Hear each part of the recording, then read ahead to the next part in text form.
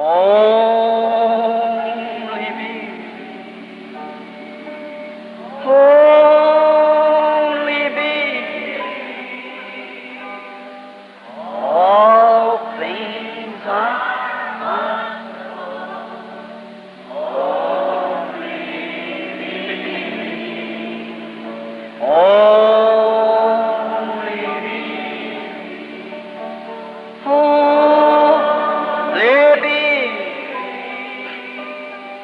All things are only.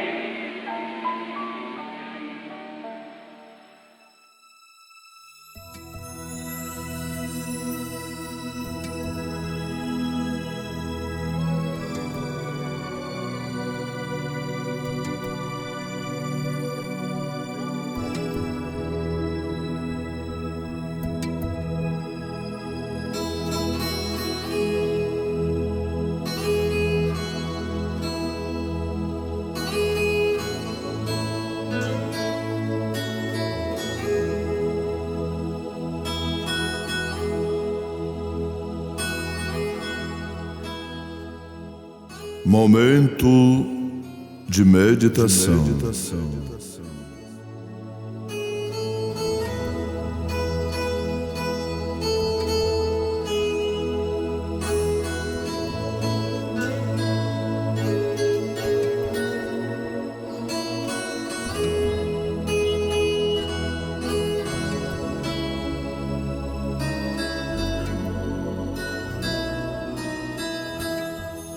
Ninguém pode vir a mim se o Pai que me enviou o não trouxer, e eu ressuscitarei no último dia.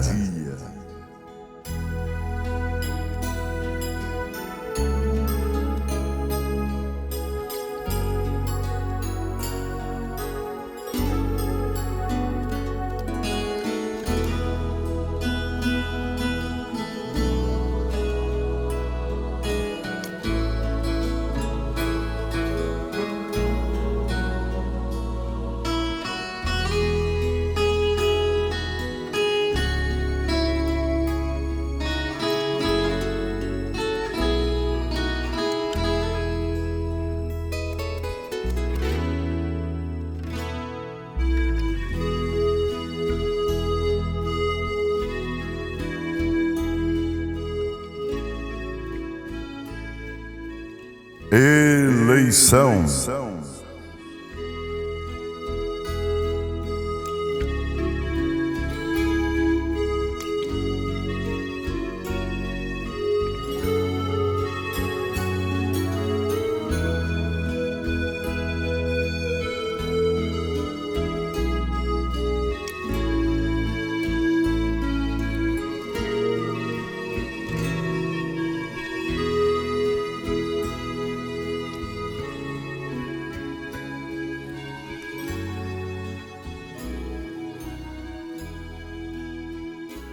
Nós lemos no Santo Evangelho de São João, capítulo 6, versículo 44.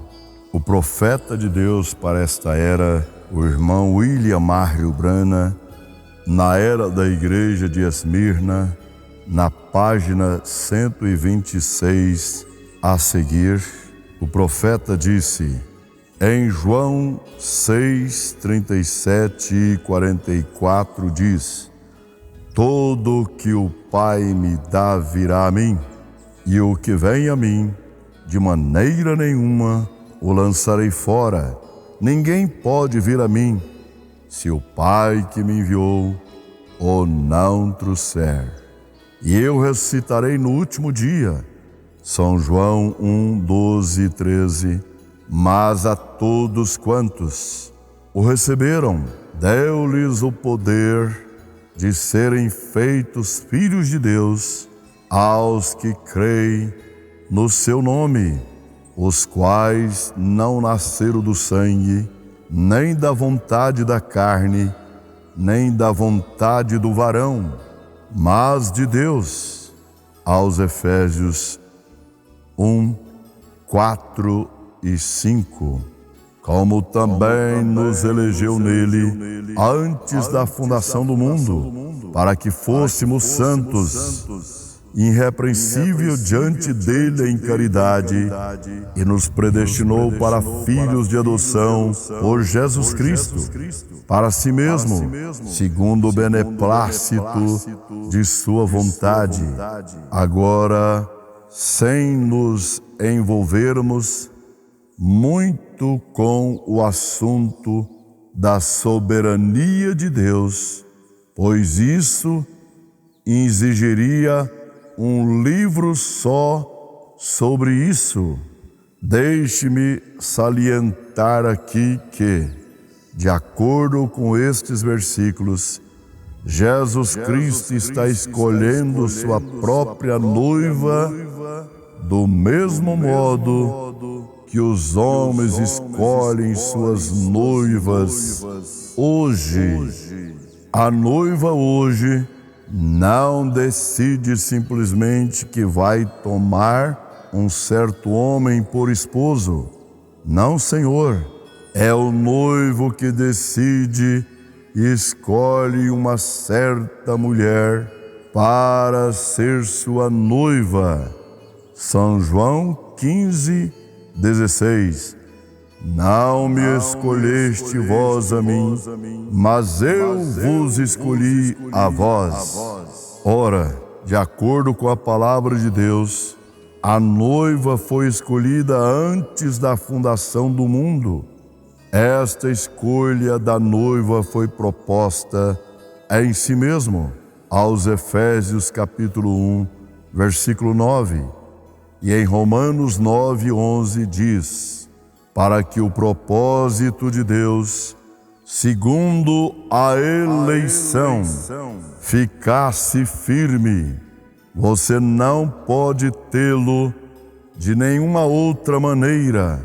O propósito íntimo e eterno propósito de Deus era tomar uma noiva de sua própria escolha, e esse propósito estava em si mesmo, e sendo eterno, foi decretado antes da fundação do mundo. Observe atentamente agora e veja isto: antes mesmo que houvesse uma partícula de poeira estelar, antes que Deus fosse Deus, Deus é objeto de adoração e ninguém estava lá para adorá-lo.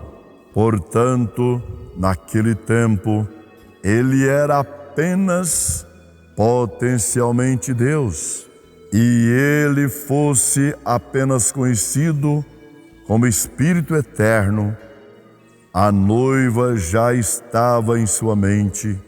Sim, ela existia em seus pensamentos. E o que você me diz a respeito desse pensamento de Deus? Eles são eternos, não são os eternos pensamentos de Deus? Deixe-me lhe perguntar: são eternos os pensamentos de Deus? Se você pode ver isto, você verá muitas coisas.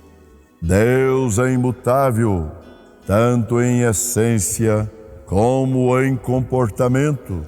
Já estudamos e provamos isso. Deus é infinito em suas habilidades. Portanto, Ele, como Deus, deve ser onisciente.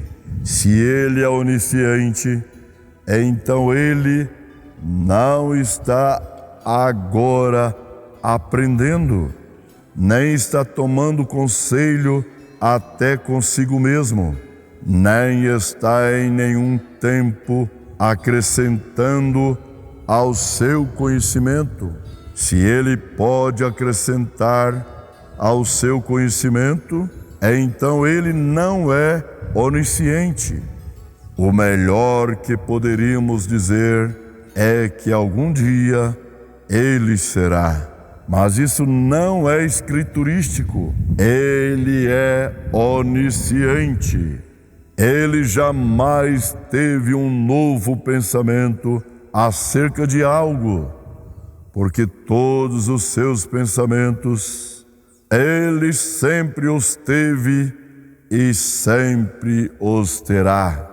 E conhece o fim desde o princípio, porque ele é Deus. Por conseguinte, os pensamentos de Deus são eternos, eles são reais. Eles não são simplesmente como um homem com um projeto que traçou e que um dia será traduzido em substância e forma, mas eles já são reais e eternos e parte de Deus. Veja como isto funciona.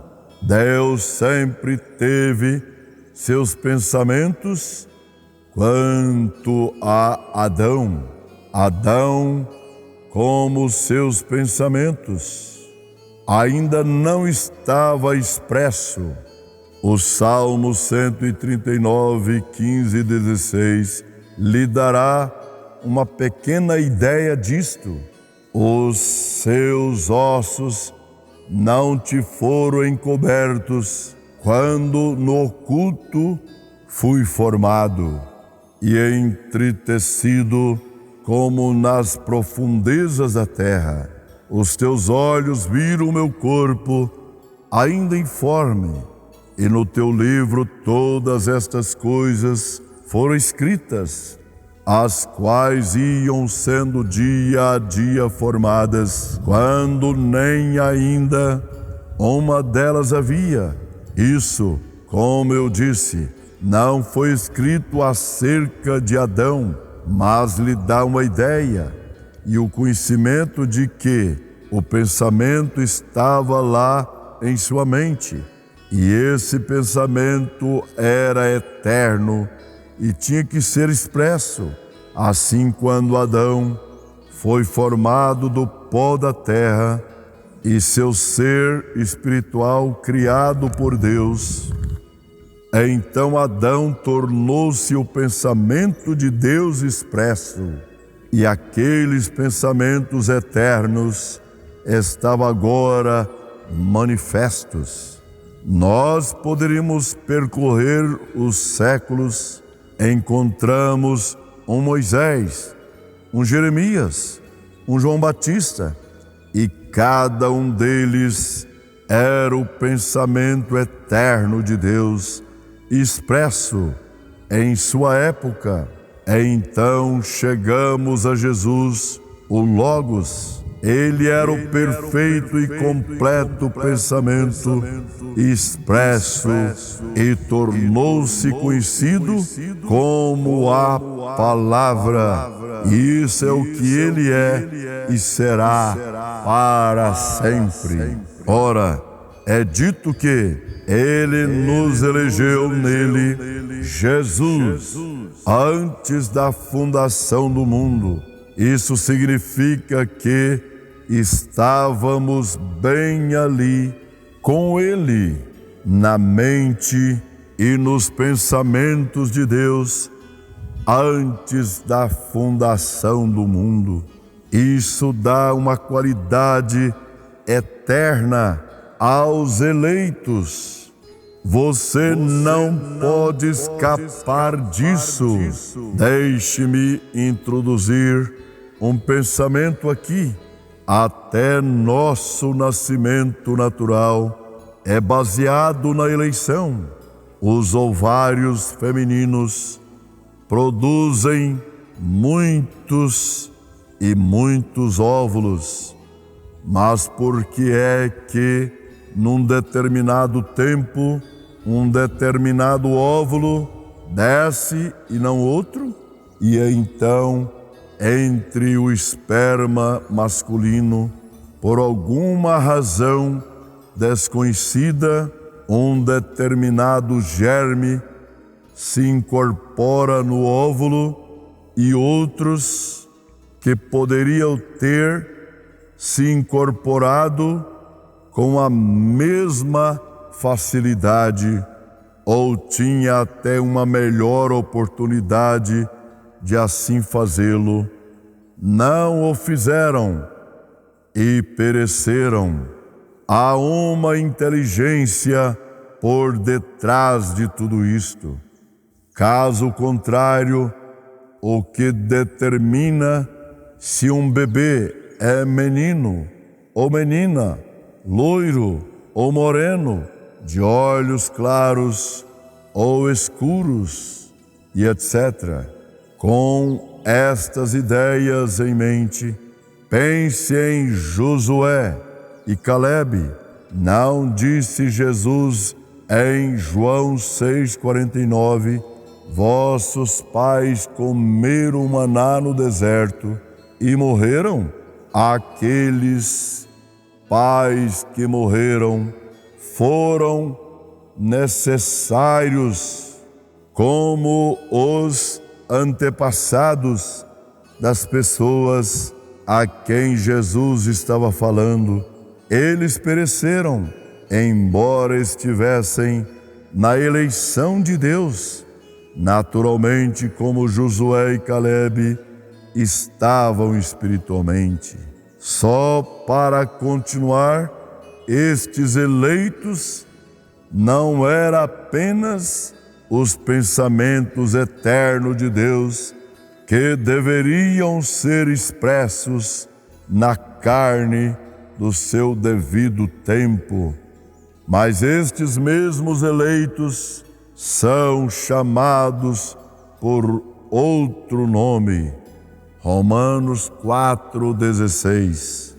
Portanto, é pela fé, para que seja segundo a graça, a fim de que a promessa seja firme a toda a posteridade, não somente a que é da lei, mas também a que é da fé de Abraão, o qual é pai de todos nós. Romanos 9, 7 e 13. Nem por serem descendência de Abraão são todos filhos, mas em Isaque será chamado a tua descendência. Isto é, não são os filhos da carne que são filhos de Deus, mas os filhos da promessa são contados como descendência, porque a palavra da promessa é esta: por este tempo virei, e Sara terá um filho. E não somente esta, mas também Rebeca, quando concebeu de Isaque nosso pai, porque não tendo eles ainda nascido, nem feito bem ou mal, para que o propósito de Deus, segundo a eleição, ficasse firme, não por causa das obras, mas por aquele que chama. Foi-lhe dito a ela: o maior servirá ao menor, como está escrito: amei Jacó e aborreci Esaú. Gálatas 3,16. Ora, as promessas foram feitas a Abraão e a sua posteridade.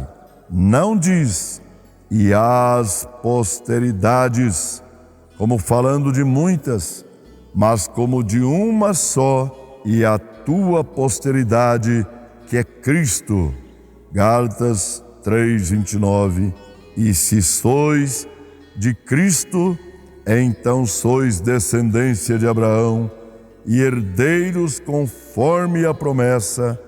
De acordo com Romanos 4,16, encontramos que Deus deu uma promessa segura a toda a posteridade de Abraão, e Paulo coloca a si mesmo e a todos os crentes sob esta designação. porque diz Abraão, o qual é pai de todos nós. Depois ele continua, não apenas para restringir sua definição, mas antes finaliza lá, porque em Gálatas 3 ele identificou a posteridade singular com Jesus e incluiu os filhos descendentes como filhos da promessa, e a promessa como tendo a ver com eleição ou a escolha de Deus. Deus os abençoe em nome do Senhor Jesus Cristo. Amém.